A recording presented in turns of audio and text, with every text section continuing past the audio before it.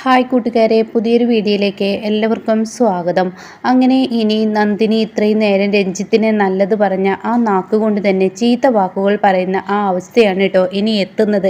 രഞ്ജിത്ത് തൻ്റെ റൂമിലോട്ട് ക്യാമറ വിട്ടതും അതുപോലെ തന്നെ മറ്റുള്ളവരുടെ ആ ഒരു ഇത് കാണുന്ന സ്വഭാവമാണ്, ഒരു ബാഡ് സ്വഭാവമാണ് ഇനി രഞ്ജിത്തിനുള്ളതെന്ന് നന്ദിനി മനസ്സിലാക്കാൻ കേട്ടോ.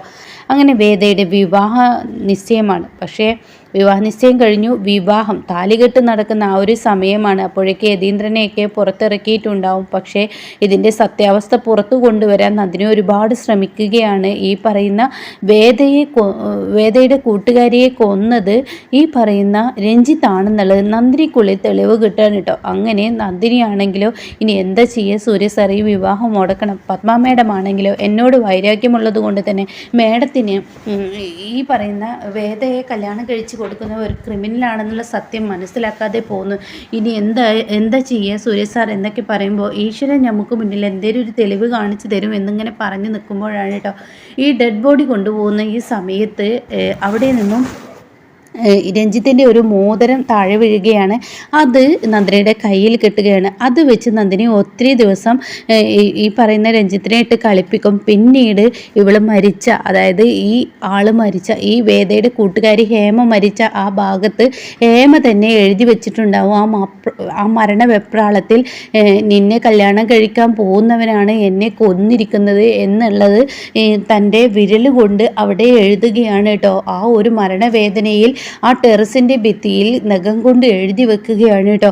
ഇത് നന്ദിനി കാണുകയാണ്. അത് വീഡിയോ ആക്കി എടുക്കുകയും തൻ്റെ മൊബൈലിൽ പകർത്തുകയും പിന്നീട് CCTV ദൃശ്യങ്ങളിലൂടെ ഈ പറയുന്ന ഹേമയെ കൊന്നത് രഞ്ജിത്താണെന്ന് തെളിയിക്കുകയും ചെയ്യുന്നുണ്ട് കേട്ടോ. അങ്ങനെ ഇവരുടെ താലികെട്ട് സമയമാണ്. എന്തൊക്കെ സൂര്യ വന്ന് പറഞ്ഞാലും ഈ പറയുന്ന പത്മ ഉൾക്കൊള്ളില്ല. ഇല്ല, എൻ്റെ ആങ്ങളയുടെ മകൻ നല്ലവനാണ് എന്ന് തന്നെ ആവർത്തിച്ചും കൊണ്ടിരിക്കും. എത്രയൊക്കെ പറഞ്ഞാലും ഉൾക്കൊള്ളില്ല കേട്ടോ. ലാസ്റ്റ് സൂര്യ പറയുകയാണ്, ഇപ്പോൾ പോലീസ് ഇവനെ അറസ്റ്റ് ചെയ്യുക, ഇവിടെ വരുമെന്ന് പറയുകയാണ്. ആ സമയം എല്ലാവരും ആകെ ഞെട്ടി നിൽക്കുകയാണ്. പറയുന്നത് പോലെ തന്നെ പോലീസ് അവിടെ എത്തുകയാണ്.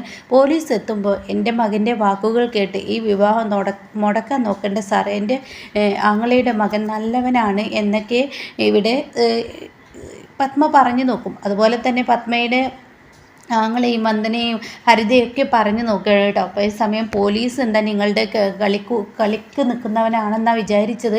ഇവിടെ കള്ളനും പോലീസും അല്ല കളിക്കുന്നത്, യഥാർത്ഥ പോലീസാണ് ഞാനൊരു പെൺകുട്ടിയുടെ അച്ഛൻ്റെയും അമ്മയുടെയും വേദന നിങ്ങൾ മനസ്സിലാക്കണം. ഈ നിൽക്കുന്ന രഞ്ജിത്തെ നിങ്ങളുടെ മകളിൽ നിന്ന് ഞാൻ രക്ഷിച്ചെടുക്കുകയാണ് ചെയ്യുന്നത്. ഈ നിൽക്കുന്ന രഞ്ജിത്ത് ഒരു ക്രിമിനലാണ്, നിങ്ങളുടെ മകളുടെ കൂട്ടുകാരിയാണ് ഇവനായി വീട്ടിൽ വെച്ച് കൊന്നിരിക്കുന്നത്. അതിൻ്റെ തെളിവാണ് ഇവിടെ കാണിക്കുന്നത് എന്ന് പറഞ്ഞിട്ട് നന്ദിനിയെ വിളിപ്പിക്കുകയാണ് കേട്ടോ. അപ്പോൾ ഹരിതക്ക് ദേഷ്യം പിടിക്കണം. ഇവൾ ഇവിടെയും സ്റ്റാറാകാൻ നോക്കുകയാണെന്ന്. അപ്പോൾ സൂര്യ പറയണേ, നിങ്ങൾ മുഖമൊന്നും കേട്ടണ്ട, ഇവൾ സ്റ്റാറാവുകയോ ആരുടെയും പുരസ്കാരം കിട്ടാനോ അവാർഡ് കിട്ടാനോ ഒന്നുമല്ല, നിങ്ങളുടെ മകളെ രക്ഷിക്കുകയാണ് ഈ പറയുന്ന നന്ദിനി ചെയ്യുന്നതെന്ന് പറഞ്ഞിട്ട് ഓരോരോ കാര്യങ്ങൾ ഇങ്ങനെ കറക്റ്റായിട്ട് ഇങ്ങനെ പറഞ്ഞു കൊടുക്കുകയാണ് കേട്ടോ. അതായത് ആ കല്യാണത്തിൻ്റെ അന്ന് ഈ പറയുന്ന വേദയുടെ റൂമിലോട്ട് ഇവൻ ക്യാമറ വെച്ച് ഇവൻ വേദ ഡ്രസ്സ് മാറുന്നത് ഫുള്ളായി ഇവൻ്റെ മൊബൈൽ പകർത്തിയതും അത് ചോദ്യം ചെയ്യാൻ വന്ന ഹേമയെ ഇവൻ ടെറസിലിട്ട് കൊന്നതും പിന്നീട് ചാക്കിലാക്കി കുപ്പത്തൊട്ടിൽ കൊണ്ടിട്ടതും ഒക്കെ ക്യാമറ, അതായത് CCTVയിലൂടെ ഇതെല്ലാം പത്മക്ക് മുന്നിൽ കാണിച്ചു കൊടുക്കണം. മരിക്കാൻ നേരം ഹേമ ഭിത്തിയിൽ എഴുതിയ ആ ഒരു എഴുത്ത് പോലും കാണിച്ചു കൊടുക്കണം കേട്ടോ. ഇതങ്ങ് കേൾക്കുന്ന വേദ ആകെ പൊട്ടിക്കരയാണ്. ഈശ്വര എന്ന് പറഞ്ഞ് കരയാണ്. അപ്പോഴേക്കും പത്മയും ആകെ പൊട്ടിപ്പോവാണ് കേട്ടോ. കാരണം എല്ലാം തെളിവ് സഹിതം കാണിച്ചു കൊടുക്കുമ്പോൾ പിന്നീട് പത്മക്ക് തൻ്റെ ആങ്ങളയുടെ മകൻ ഒരു ശത്രുവായി മാറണം കേട്ടോ. ഇതേ സമയം പത്മ ദേഷ്യത്തോടു കൂടി, എടാ വഞ്ചകന്നി, എന്തിനു വേണ്ടിയാടാ ഇതൊക്കെ ചെയ്തു കൂട്ടുന്നത്? എൻ്റെ മകളുടെ പ്രായമുള്ളൊരു പെൺകുട്ടിയെ വെറുതെ നീ എന്തിനാടാ കൊന്നത്? നീ ഇത്ര ദുഷ്ടനായിരുന്നു? എൻ്റെ മകളുടെ കഴുത്തിൽ നീ ഇപ്പോൾ 10 മിനിറ്റ് കഴിഞ്ഞ് താലി കെട്ടിയിരുന്നെങ്കിൽ എൻ്റെ കുഞ്ഞിൻ്റെ ജീവിതം എന്തായിരുന്നു എന്നൊക്കെ പറഞ്ഞിട്ട് പത്മ അവിടെ ഇട്ട് അടിക്കുകയാണ് കേട്ടോ. ആ സമയമാണെങ്കിലോ ഈ അടിക്കുന്ന സമയത്ത് പിന്നെ എല്ലാവരും നോക്കി നിൽക്കുകയാണ്. അതായത് ഹരിതയും അതുപോലെ വന്ദനയും ഉദയനൊക്കെ നിൽക്കുകയാണ് കേട്ടോ. പിന്നീട് പോലീസ്, ഇനി അടിയും കുടിയൊന്നും വേണ്ട, ഞങ്ങൾ കൊണ്ടുപോയി അവനെ കൈകാര്യം ചെയ്തോളാം എന്ന് പറഞ്ഞിട്ട് പോലീസ് കൊണ്ടുപോകുന്ന സമയത്ത് ഉടൻ തന്നെ ഉദയൻ തൻ്റെ മകനെ ഇട്ട് അടിക്കുകയാണ് കേട്ടോ. താൻ എവിടെ പോയാലും താൻ കാരണം എനിക്ക് നാണക്കേട് മാത്രമാണല്ലോ എൻ്റെ ജീവിതത്തിൽ കിട്ടുന്നത്. എവിടെയെങ്കിലുമൊക്കെ ഒന്ന് വന്ന് രക്ഷപ്പെടാമെന്ന് കരുതി അതിന് നീ സമ്മതിക്കില്ലല്ലോ, നിൻ്റെ സ്വഭാവം നീ എടുക്കുകയാണല്ലോ, നീ എന്താ ഇങ്ങനെ സൈക്കോ ആയിപ്പോയത് എന്നൊക്കെ പറഞ്ഞിട്ട് ഉദയൻ ഒരുപാട് ഈ പറയുന്ന രഞ്ജിത്തിനെ അടിക്കുന്നുണ്ട് കേട്ടോ. അപ്പോഴേക്കും മതി നിർത്ത്, ഇവനെ ഞങ്ങൾക്ക് ചോദ്യം ചെയ്യാൻ കിട്ടണം, ഇനി ഇവനോട് ഓരോ കാര്യങ്ങൾ തെളിവെടുപ്പിനൊക്കെ ആയിട്ട് വരും, അപ്പോൾ അതുകൊണ്ട് ഇവനെ അറസ്റ്റ് ചെയ്ത് കൊണ്ടുപോകണമെന്ന് പറയുമ്പോൾ ഉടൻ തന്നെ സൂര്യ പറയണേ, ഡാഡി ഞാൻ ഇവിടെ തുടക്കത്തിൽ തന്നെ ഞാൻ കണ്ടപ്പോൾ പറഞ്ഞിരുന്നു അവനൊരു കള്ളനാണ്, അതായത് ആട്ടുനൂലിട്ട ചെന്നായുടെ മുഖമാണ് അവന് എനിക്ക് കാണാൻ കഴിഞ്ഞത്, നിങ്ങൾക്കാർക്കും കാണാൻ കഴിഞ്ഞില്ല, കാരണം നിങ്ങൾ ലോകം കണ്ടിട്ടില്ല, മനുഷ്യനെ കണ്ടിട്ടില്ല, കുടിയന്മാർ മാത്രമേ ചീത്തത് എന്ന് പറഞ്ഞ് നടക്കുന്ന നിങ്ങളെപ്പോലെയുള്ളവരോടൊക്കെ എന്തോന്ന് ഞാൻ പറയാനാണ് എന്നൊക്കെ ഇങ്ങനെ പറയുകയാണ് കേട്ടോ. അപ്പോൾ ആ സമയം പത്മക്കൊന്നും മിണ്ടാനില്ല, പത്മയും ഹരിതയും പൊട്ടി കരയാണ് കേട്ടോ. അങ്ങനെ വന്ദനയും കരഞ്ഞും കൊണ്ടിരിക്കുകയാണ്. ഇതേ സമയം ഇവനാണെങ്കിലോ പോലീസ് അറസ്റ്റ് ചെയ്യുകയാണെന്ന് കാണുന്നതിനോടുകൂടി രഞ്ജിത്ത് പെട്ടെന്നങ്ങ് അവിടെ നിന്ന് ഈ പോലീസിൻ്റെ കയ്യിലുള്ള തോക്ക് അതുകൊണ്ട് തട്ടി വാങ്ങിയതിന് ശേഷം വേദയുടെ നെറ്റിയിലോട്ട് അങ്ങ് വെച്ച് കൊടുക്കണം കേട്ടോ. ഇതേ സമയം എന്താണ് അവർക്ക് ചെയ്യേണ്ടതെന്നറിയില്ല, വേദയെ കൊല്ലാൻ രഞ്ജിത്ത് ഒരുങ്ങുകയാണ്. ഇതേസമയം താൻ എന്ത് ചെയ്യുമെന്നറിയാതെ ആകെ ടെൻഷനാവുകയാണ് ഇവരെല്ലാവരും.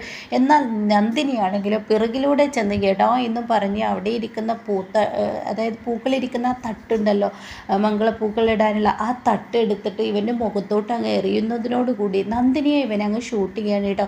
അതോടുകൂടി ഗണ്ണ് തെറിക്കുകയും പിന്നീട് നന്ദിനിയെ വെടിവെക്കുന്നതോടുകൂടി നന്ദിനി അവിടെ ബോധം കെട്ട് വീഴുകയും വേദയുടെ ജീവൻ രക്ഷിച്ച് കൊണ്ടുവരികയും ചെയ്യാണ്. അങ്ങനെ എല്ലാവരും നന്ദിനി അങ്ങ് വീഴുന്നതിനോടുകൂടി പത്മക്കും ഇന്ദ്രജിക്കും ഒക്കെ ആകെ അയ്യത്തടി ആവുകയാണ്. കാരണം തൻ്റെ മകളെ ഇവൻ ഇപ്പോൾ ഒരു സൈക്കോ ആണെന്നുള്ള സത്യം മനസ്സിലാക്കിയപ്പോൾ തൻ്റെ മകളെ കൊല്ലാൻ ശ്രമിക്കുകയല്ലേ ഇപ്പോൾ രഞ്ജിത്ത് ചെയ്തത്. ആ സമയം തന്നെ രക്ഷിക്കാൻ നോക്കിയത് ഈ പറയുന്ന നന്ദിനിയാണെന്ന് മനസ്സിലാക്കുന്നതിനോടുകൂടി ഉടൻ തന്നെ എല്ലാവർക്കും ആകെ എന്താണ് അവിടെ പറയേണ്ടതെന്ന് അറിയില്ല, എല്ലാവരുടെയും മനസ്സിലൊരു വിഷമം തോന്നണം. അങ്ങനെ നന്ദിനിയെ എല്ലാവരും വാരിയെടുത്ത് താഴോട്ട് കൊണ്ടുപോവാണ്. അങ്ങനെ ആംബുലൻസിൽ അങ്ങ് കൊണ്ടുപോകുന്ന സമയത്ത് ഇവർ തിരിച്ചു വന്ന് നോക്കുമ്പോൾ വേദയും കാണില്ല, ഹരിതയും കാണില്ല കേട്ടോ. അങ്ങനെ ഇവരാകെ ടെൻഷനാവണം, എൻ്റെ മോളെ എവിടോട്ടാണ് പോയതെന്ന് അറിയില്ല. അതുപോലെ തന്നെ ഹരിതയെക്കുറിച്ച് ആരും അന്വേഷണം നടത്തുന്നില്ല. ഇതേ സമയം ഉദയനും പത്മയും തമ്മിൽ തെറ്റാണ്. ഇതിൽ ഇടയ്ക്ക് ഒരുപാട് കഥകളുണ്ട്, ഞാനത് ചുരുക്കി പറഞ്ഞു എന്ന് മാത്രം കേട്ടോ. അപ്പോൾ ഈ ഒരു കാര്യത്തെക്കുറിച്ച് ഉദയനോട് പത്മ തെറ്റുന്നുണ്ട്, നിൻ്റെ മകൻ ഇത്ര ഫോർഡാണെങ്കിൽ എൻ്റെ മകളെ നീ ഒരു പരീക്ഷണ വസ്തു ആക്കിയിട്ടല്ലടാ എടുത്തത്, ഞാൻ എൻ്റെ ആങ്ങളെ കിട്ടിയ സന്തോഷത്തെ പലതും മറന്നു, എൻ്റെ മകനതൊക്കെ പറയുമ്പോൾ ഞാനത് വിശ്വസിച്ചില്ല എന്നൊക്കെ പറഞ്ഞിട്ട് പിന്നീട് ഉദയനെയും വന്ദനയും തൻ്റെ വീട്ടിലോട്ട് കൊണ്ടുപോകാൻ പത്മ ശ്രമിക്കുകയൊന്നും ചെയ്യില്ല കേട്ടോ. ഇതേ സമയം ഗംഗയാണ് ഈ പറയുന്ന പത്മയെ ഉപേക്ഷിക്കുമ്പോൾ ഗംഗയാണ് പിന്നീട് വന്ദനയും ഉദയനെയും സ്വീകരിക്കുന്നു കേട്ടോ. കാരണം ഇവർക്ക് പോകാനൊരിടമില്ല, ഇനി പത്മയുടെ വീട്ടിൽ നമുക്ക് നിൽക്കാൻ യാതൊരു വിലയും ഉണ്ടാവില്ല, അവരെല്ലാവരും നമ്മളെ ഉറ്റുനോക്കിയും കൊണ്ടിരിക്കും, നമുക്ക് അവർക്ക് മുന്നിൽ ഉത്തരം പറയാനും പറ്റത്തില്ല, ഹരിത എങ്ങോട്ടേക്ക് പോയി എന്നൊക്കെ ഇങ്ങനെ പറഞ്ഞ് നിൽക്കുകയാണ് കേട്ടോ. ഹരിത അവിടെ എവിടെയും കാണില്ല. അപ്പോൾ ഗംഗ പറയണേ, എനിക്കൊരു വീടുണ്ട്, നിങ്ങളിപ്പോൾ തൽക്കാലം അവിടെ നിൽക്കുക, നിങ്ങളുടെ മകനെ ഞാൻ ഇറക്കിത്തരാം പോലീസ് സ്റ്റേഷനിൽ നിന്ന്, ഇതൊക്കെ ആ നന്ദിനി സൂര്യയുടെയും പണിയാണ്, നിങ്ങളുടെ മകനൊട്ട് തെറ്റും ചെയ്തില്ല എന്നൊക്കെ പറഞ്ഞ് ഉദയനെ അങ്ങ് തെറ്റിദ്ധരിപ്പിക്കുകയാണ്. അതോടുകൂടി ഉദയൻ വീഴുകയാണ്. പിന്നീട് താൻ വീട്ടിലെത്തിയതിന് ശേഷം ഹരിതക്ക് ഒത്തിരി തവണ വിളിച്ചിട്ടും ഹരിതയുടെ ഫോൺ എടുക്കുന്നത് കാണാനില്ല കേട്ടോ. ഹരിത എന്തായി എങ്ങോട്ടേക്ക് പോയി എന്ന് ആർക്കും തന്നെ അറിയില്ല. ഇതേ സമയം 1-2 ദിവസമൊക്കെ ഉദയൻ കാത്തിരിക്കും, തൻ്റെ മകൾ എന്തുണ്ടായെന്ന് അറിയാത്തത് കൊണ്ട് തന്നെ ടെൻഷനാവുകയാണ്. പിന്നീട് പോലീസ് സ്റ്റേഷനിൽ കേസുമായി ഗംഗയും കൂട്ടി ഉദയനും വന്ദനയും പോകുന്നുണ്ട്. തൻ്റെ മകളെ കാണാത്ത ടെൻഷൻ ഉദയനും വന്ദനയ്ക്കും വരികയാണ്. മകനാണെങ്കിലോ ഒരു കൊലപാതക കേസിൽ ഉള്ളിലായിരിക്കുകയാണ്. അങ്ങനെ 2 മക്കളെയും നഷ്ടപ്പെട്ട ആ ഒരു മാനസികാവസ്ഥ. എന്നാൽ ഈ സമയം വിവാഹ പന്തലിൽ വെച്ച് തൻ്റെ മകളെ കാണാതായ പത്മയുടെ ആ ഒരു മാനസികാവസ്ഥ, ഇപ്പുറത്ത് നന്ദിനിയാണെങ്കിൽ വെടിയേറ്റ് വീഴുന്ന ആ ഒരു അവസ്ഥയുണ്ടല്ലോ. അപ്പോൾ പത്മ ആകെ ഭ്രാന്ത് പിടിച്ചതുപോലെ ആവണം കേട്ടോ. വേദ എങ്ങോട്ടാണ് പോയതെന്ന് അറിയില്ല, ഹരിത എങ്ങോട്ടാണ് പോയതെന്ന് പത്മക്ക് അറിയില്ല. അങ്ങനെ പിന്നീട് 2-3 ദിവസത്തിന് ശേഷം പിന്നീട് ഒരു ന്യൂസ് കിട്ടുന്നു, ഒരു ഡെഡ് ബോഡി കിട്ടിയിട്ടുണ്ടെന്ന് പറയാണ്. അത് പോയി നോക്കുന്നത് നന്ദിനിയും സൂര്യയും കൂടി ആയിരിക്കും. അവിടെ ചെല്ലുമ്പോൾ അവർ പറയുന്നു അത് ഹരിതയാണെന്ന്. അങ്ങനെ ഗംഗയും ഉദയനും എത്തുകയാണ്. പിന്നീട് അത് തൻ്റെ മകളാണെന്ന് ഈ പറയുന്ന വന്ദനയും ഉദയനും അത് അംഗീകരിക്കുകയാണ് കേട്ടോ. അങ്ങനെ ഇനി ഹരിത മരിക്കുന്നുണ്ട്, എങ്ങനെ മരിച്ചു, എന്ത് മരിച്ചു എന്നതിനെ കുറിച്ചൊക്കെ അടുത്ത കഥയിൽ പറയാം കേട്ടോ. അപ്പോൾ ഇനിയിപ്പോൾ പത്മ കണ്ണീര് കുടിക്കുന്ന നാളുകളാണ്. തൻ്റെ മകളാണെങ്കിൽ വേദ എവിടെ പോയി എന്നറിയാതെ പത്മക്ക് ഭ്രാന്ത് പിടിക്കുന്ന ഒരവസ്ഥയിലോട്ട് എത്തുന്ന ആ ഒരു സീനൊക്കെയാണ് കേട്ടോ ഇനി നമുക്ക് മുന്നിൽ വരാനിരിക്കുന്നത്.